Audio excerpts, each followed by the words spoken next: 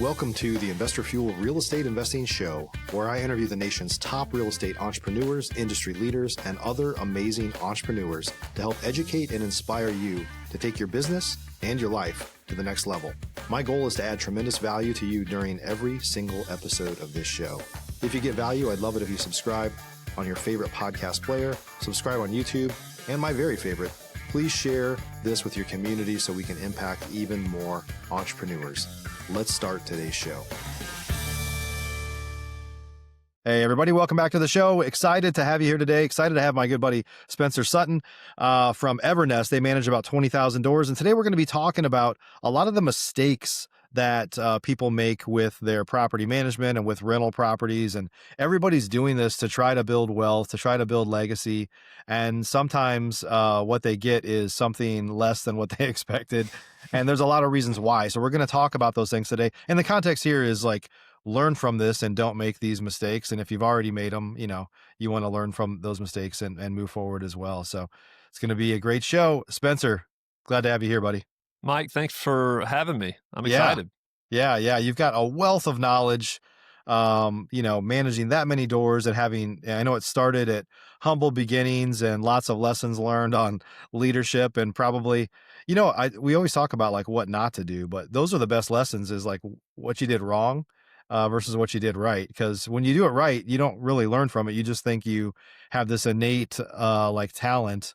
But when you learn wrong, you're forced to kind of reevaluate it, I guess. That's kind of a little bit in my story, Mike. When I started buying real estate in 2003, I bought a HomeVestor franchise, and it was almost like you could do no wrong, right? And so you weren't really evaluating, hey, what are the right things to do versus the wrong things to do? It's just like everything was working, and we were wholesaling a ton of houses. I kept some for rentals, about 30 properties. But then in 2007 and 2008, things changed. And that's when we started going, I think Warren Buffett talks about, you don't know who's wearing shorts until the tide goes out or something like that. In other words, when the tide went out and the market imploded, you found out who was doing the right things and who wasn't. So I've made a lot of mistakes that I even teach people that they I want to warn them, like, don't make the same mistakes I made. And when you're in a really good market, it's easy to cover some of those sins, but ultimately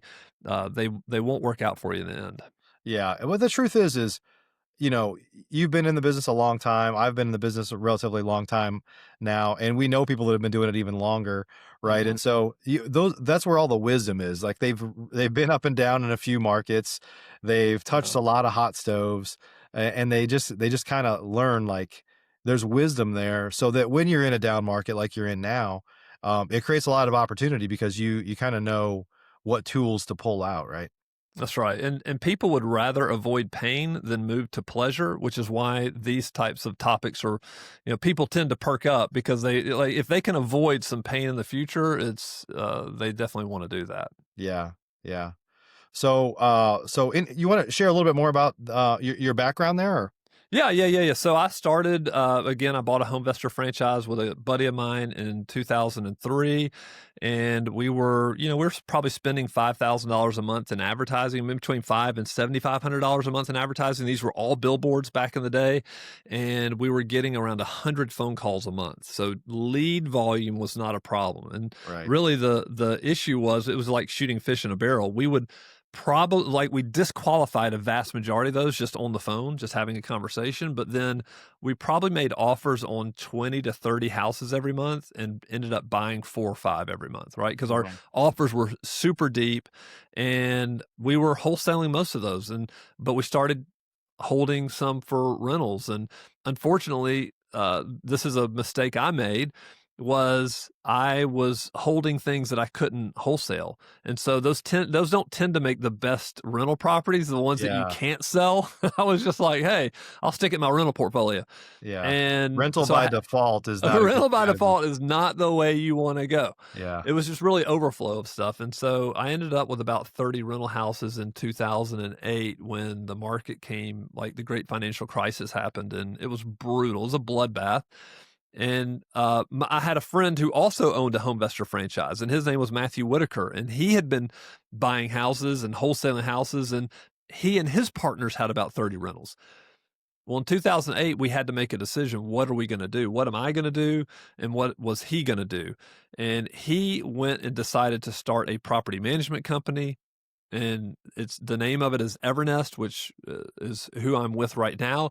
And I went and started a nonprofit. And my nonprofit took me out of the country. I was providing access to clean water in really remote parts of the world. And so I was traveling a whole bunch. And I just called Matthew and I said, "Hey, Matthew, would you manage my rental houses? Like, I don't really know any great property managers in Birmingham, and I'm in Birmingham, Alabama." And so he said, "Yeah, sure." And so he started the company with 30 rentals. Then I gave him my 30, and I stepped out of my role in, about 5 years from leading this nonprofit, and was just started talking to Matthew. And he's like, "Man, why don't you come and help us get to 25,000 doors under management?" And I said, "Well, how many are you managing right now?" And he said, "Around 400 or 500.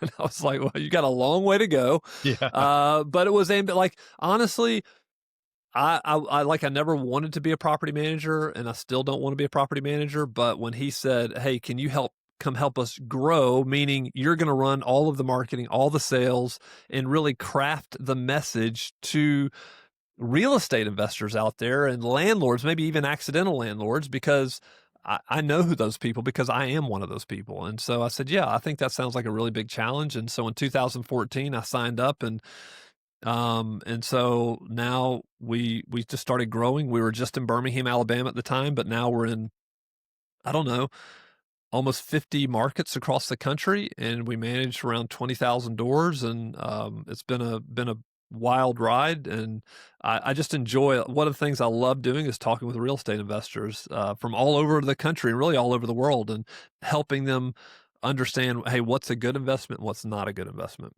Yeah. Yeah. And that's what we're going to talk about today, because a lot of times, people think that, oh, this will make a good rental property, but it really won't. Like, it's not necessarily about cheap houses, and we're going to get into a whole bunch of stuff. I don't want to steal our thunder, but Sure.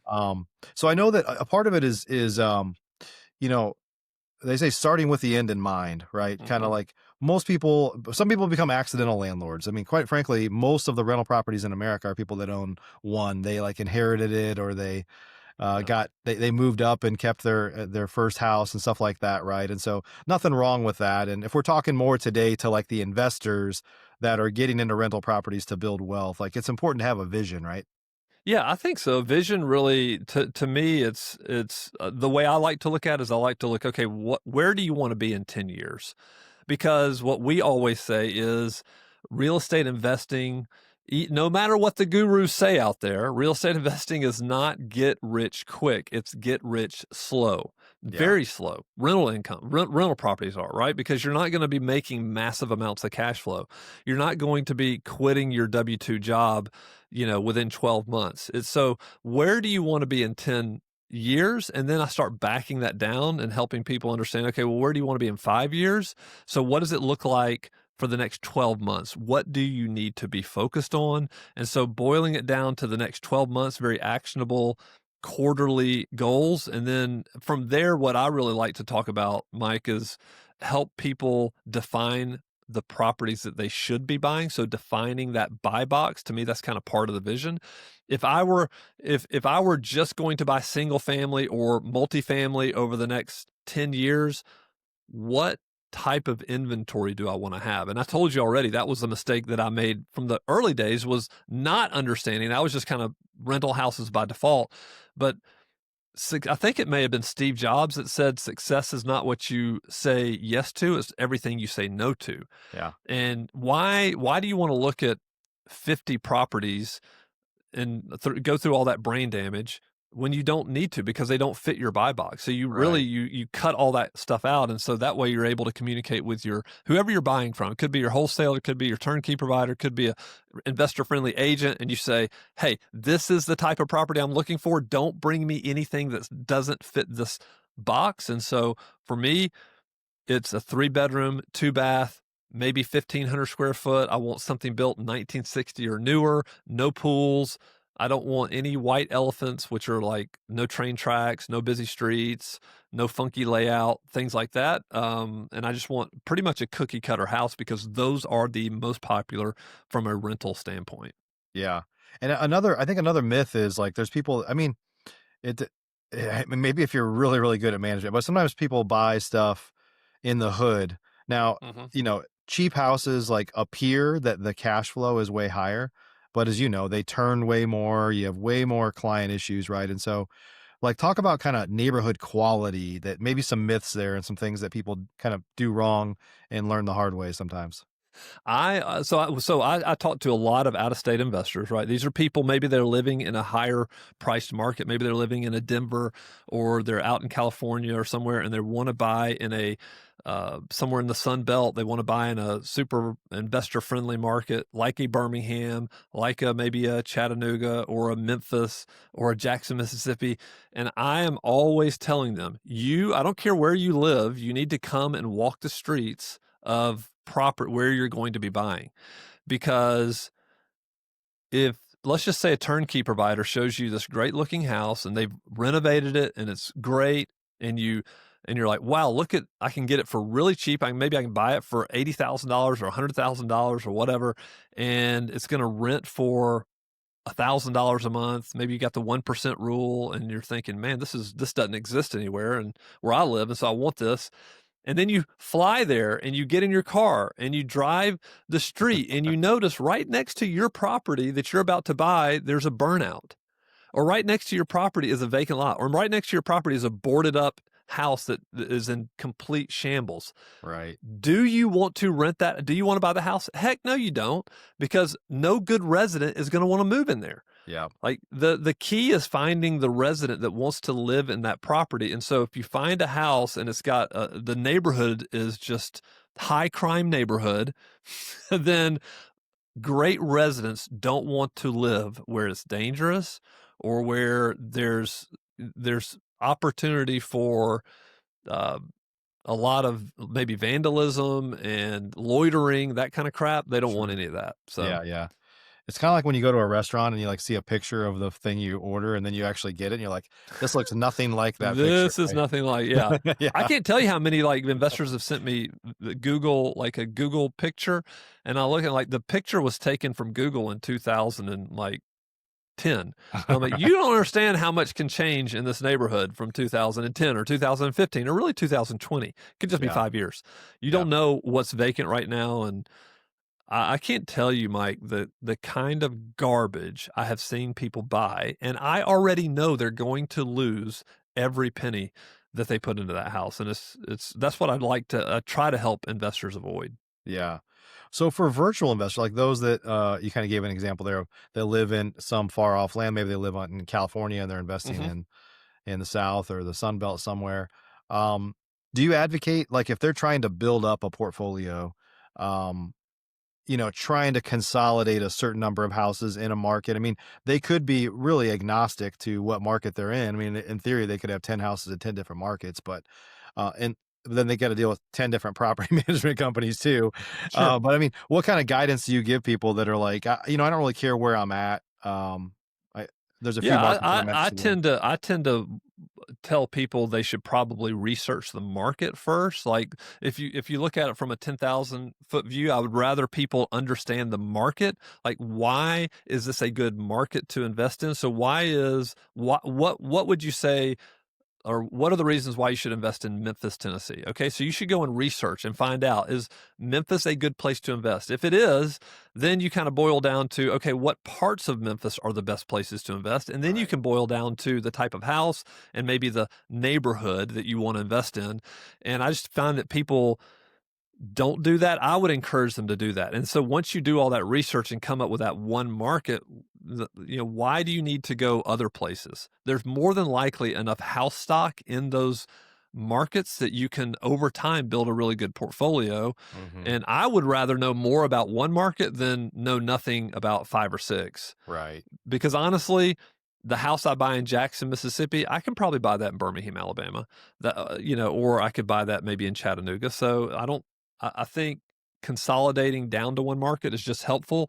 only in that it helps you understand that market better and better. Yeah. If you got to a point to where maybe have a pretty good sized base of rentals and you're like, hey, there's a new market I want to go into. Maybe Sure. that's another story. And then honestly, you could even diversify like class of neighborhoods you invest in, right? So if you Sure. really Yeah. wanted to diversify and you were buying C class properties, then maybe you say, hey, I want to buy a B class, or maybe I want to be a little bit more risky, and I'm just going to roll the dice with this D class neighborhood, this horrible, but there may be an opportunity here. But that's, again, you can diversify even within the same market and do pretty well. Right. Right. So another myth I want to cover is that people think that generally rents can't go down, or they can't go sideways or whatever. Now, the problem is, I think coming into this market, we've been in this market for a while now, but there's still people with unrealistic Hmm. expectations of, I have this rental property and why are the rents not going up? Or I just bought this and they told me the rents would be that, but that was from 3 years ago. Like, talk a little bit about like the reality of what happens to rents in different markets or what can happen. Yeah, I think the markets just changed. Like even right now, we're seeing a softening of the rental market, meaning there's more options for your potential resident to choose from, which means, you know what, you were raising rent 5% during the early 2020s, and you can't do that anymore. Or if you do, then they're just going to go find something else Sure. to rent. And so understanding the market, I think, is really, really important. And then it kind of depends on the type of property you're buying too. If you're really chasing yields and you're trying to buy these super low income houses and you think, oh, this is going to be great.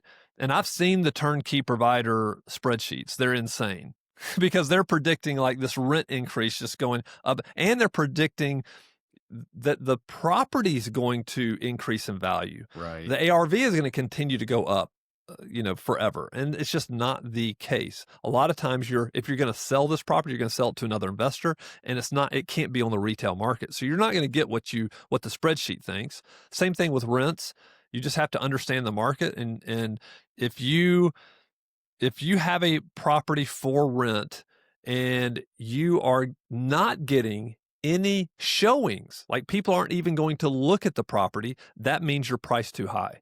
Hmm. This is the way we look at it. Nobody, they already seeing you on Zillow and they're comparing you with some neighborhoods around there, and they're like, I can get the same house for cheaper, for $200 a month cheaper.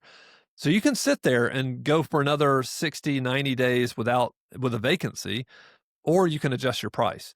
Now, if you're getting a lot of showings, people are walking through the house and they're not filling out applications, that means there's something wrong inside the property. There's something wrong with your property, meaning that they've seen it, they've seen your competition down the street or in another neighborhood, and they're like, hey, you know what? I like this layout better, or I like this one has newer carpet, fresh paint, et cetera, et cetera. So you just have to be very, very careful.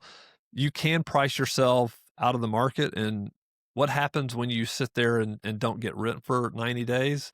It doesn't look good for your returns on that property.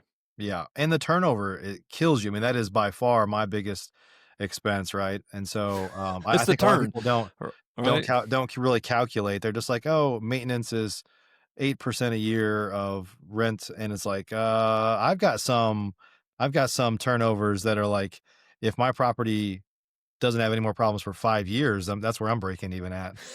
Right. That's true. That's something that people don't think about. I always tell people, you will never make money in this business if you are replacing a resident every 12 to 24 months. It Yeah, just won't happen because regardless, you're going to have to go in there and do stuff. And the average turn is going to cost you a couple $1,000 probably just to turn it over plus vacancy.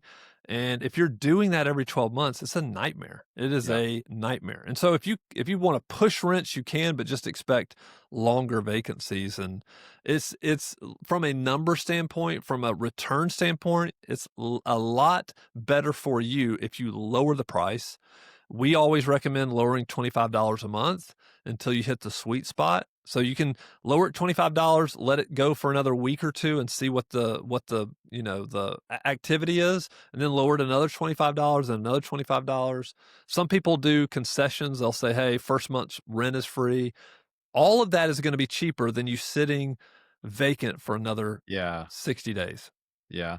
Let's talk about, well, let's say from a client standpoint that deals with a property management company, because I've had some experiences before, this Mhm. won't be alien to you, of your objectives being misaligned with the property management company. So, like for example, I've had instances before where I've had relationships with property managers early on where it was very clear they benefited way more than me by turning over people because they were also doing all the maintenance and everything inside, and maybe they get paid 1 month's rent up front, and so they Mhm. all very quickly you realize like, wait, they benefit from churn, and that's what's killing me. Like, how do you make sure you're aligned with your property management company? Well, what we know as property managers, and every other property manager knows this as well, is that when you have a turn on a property, right? So when a resident moves out, that opens up a loop in an owner's head. And that loop is, should I sell this property or should I keep it? So, or should I fire my property manager? If I'm going to fire my property manager, now is the time. It's vacant. Why not start fresh with somebody else? Right. And so we believe we're incentivized to keep your property rented and to keep you happy. Because if we keep the resident happy and we keep you happy, then there's a lot less chance that you're going to churn.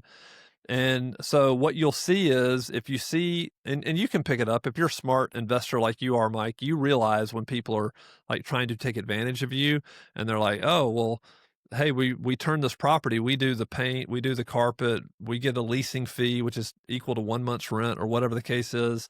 Yeah, they're making a lot of money, but that's short-term thinking Sure. because you will churn. You're not with that property manager anymore. It doesn't take you long to realize what's going on and you say, I'm out of here. And so I would have those conversations up front with your property manager and just say, how do you ensure that we're both successful? It is true that property managers don't make a lot of money. If you're paying 8% or 10% per month, it's just not a lot of money. They can make some money on some ancillary services. Like we have our own maintenance department. So yes, we do make money on maintenance. That doesn't mean we want to gouge you for maintenance. Right. We believe that us having our own maintenance department makes the makes the experience of the resident a lot better because they know who's coming to fix the property. They see Uh-huh. the Evernest trucks. They see the Evernest technicians. They If they have a problem, they know who to call, and so it gives a better product to the resident and really a better service for the owner. And so I think you need to have those conversations with the resident. I mean, with the property manager, and just make sure you are aligned. And but I think the smartest ones understand that the less hassle that you have to go through, Mike, as an investor, the less times I'm having to call you and say, "Hey, you need a new HVAC," or "Hey, your resident's moving out in 30 days. We need to rehab this property." Then the less opportunity you're going to probably be thinking about selling that property or firing me as a property manager. Sure, sure, yeah. So I know that you think, because we've talked about this before, that that a lot of investors think that, well, I have a rental portfolio, these are my kind of assets, right? But you're like, the asset is the customer, it's the resident, right? And so talk about that a little bit, and then I'm curious, like, what you guys do based off of what we talked about so far, of like, you want to keep that resident happy for as long as possible.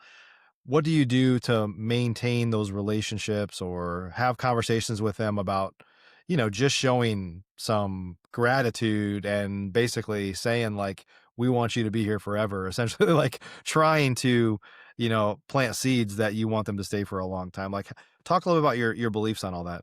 Yeah, we're big believers on, and I got this actually from a long-term investor. You talked at the very beginning, there's people we've known who've done this a lot longer than we have.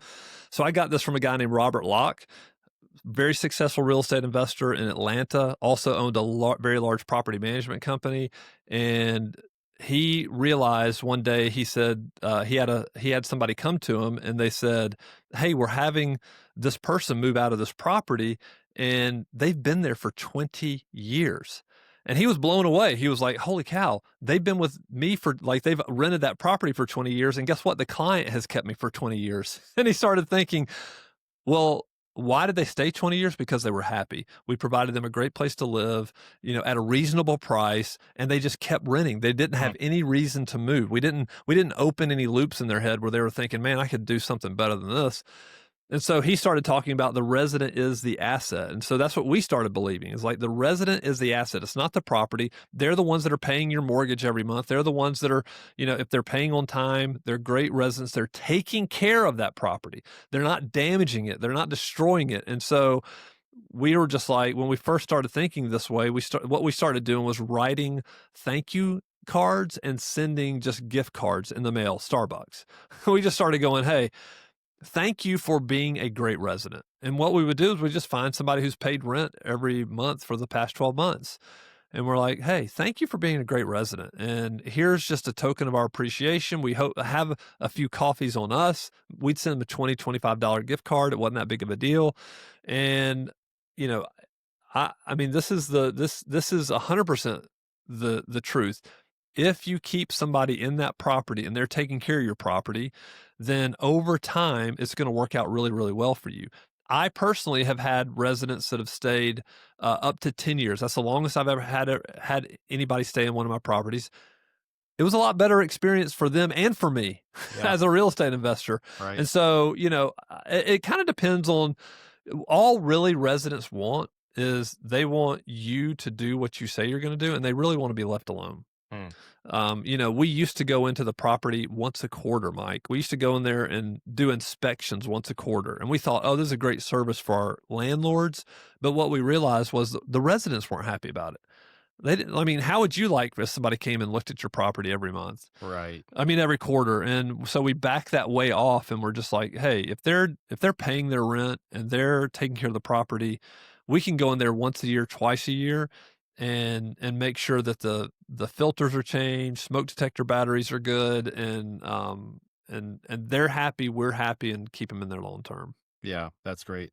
And one other thing I want to talk about is a true partnership with your property management company. So I would say, I've been doing this a long time, and for the first like 5 years that I was in business, I thought like everybody's out to get me, right? Like, so the hard money lender like is out, my lenders are out to get me, my property management's gouging me, like all these things. And then you get to a point where you're like, man, I can't do this without these people. And you kind of meet the people behind it, like you, and you start to realize like, look, these are my partners. Like they're not in my office, but these are my third party partners that help me do this whole thing. And so maybe just talk about, I mean, and of course, like you said, property managers don't make a lot of money. I'm sure you guys are doing quite well managing 20,000 doors, but it didn't start that way. And it was a lot of work, and it's still a fragile business if you didn't treat the client right and you don't do what you say you're going to do and all those things. Right. So, maybe just share your thoughts on kind of property management as a partner instead of investors looking at it as an expense. And I'll just manage them myself, which of course, in that instance, they're not looking at the opportunity cost of their time or what else they could be doing. Right. Right. That's right. That's right. That's what I always tell them. I was like, is there a higher return activity you can do? Like finding more property? I don't know. Yeah. I believe that is absolutely the way we think. We think that we want to be your real estate partner. And for us, what that means is for the entire life cycle of that property, we can help you in some way, right? So we can find you properties. We have investor-friendly agents. So we can find you properties that are in your buy box. We can renovate those properties. We can then find a great resident. We can manage that resident, and then we can manage the move out and all of that stuff, make sure you're in compliance with renting and all of that. And then when it's time to sell your property, we know that people typically don't hold on to properties forever. Then we want to be able to help sell your property too. So the whole life cycle of it, I am a big believer in, and this is the reason why so many real estate investors have called me over the years, is because they know I'm going to tell them the truth. And the truth is, you date your agent or you date your turnkey provider, but you marry your property manager. Like this is a long-term relationship, and it is like, hey, listen, some turnkey provider sells you a deal, they get like their profit, commission for an agent, whatever, and they're gone. But your property manager has to live with the decision that you have made on that deal. And so that's why I had so many people reach out to me and say, hey, is this a good deal or not? Because they know that our company is going to have to like live with that decision. And it's not going to be good for us if you're buying a piece of crap property in a horrible part of town and we're having to do damage control the whole time. You're not going to be happy. You're going to be pointing the finger at us. We're just going to be saying, hey, here's the reality. It's hard to find a great resident. It's hard to keep them from tearing up the house. And oh, by the way, they didn't pay rent because they lost their job, and you can't foresee that. So yeah. Finding a property manager that you can be a partner with, that you can align your goals on, and their goal should be to keep a resident in the property and keep them happy. That's what you want to do. But I really do think it's more of a partnership than with any kind of acquisition person that you're buying a property from. For sure. Yeah. Yeah. Awesome. Well, hey, Spencer, thanks for sharing some great knowledge today. If folks want to connect with you, learn more about Evernest, like anything, where can they go? Yeah, they can go to evernest.co. That's .co. You can check us out there. And then we've got a podcast called the Evernest Real Estate Investor that I do with a good friend of mine here in Birmingham is a real estate investor.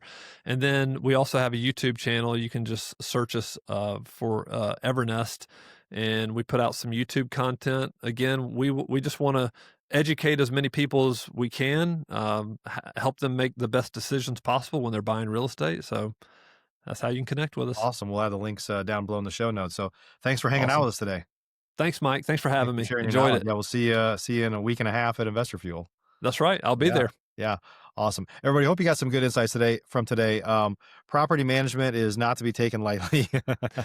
There's lots of ups and downs, and I think it helps when you have a portfolio. It clearly helps when you work with the right property manager. And it also helps if you work with somebody to make sure you're buying the right properties in the first case. So hope you got some good insights from today. We'll see you on the next show. Thanks for joining us for today's show. You can learn more about the amazing benefits of the Investor Fuel Mastermind community, including surrounding yourself with hundreds of other rock stars, 100% financing on your deals, and members-only discounts from vendors you're likely already using that, as a member of Investor Fuel, will save you more than the cost of your membership. Visit investorfuel.com to learn more. You can also check out the show's notes for access to free resources, how to get access to world-class lead generation, and even how to work with me directly one-on-one. Don't forget to subscribe so you never miss another episode. See you on the next show.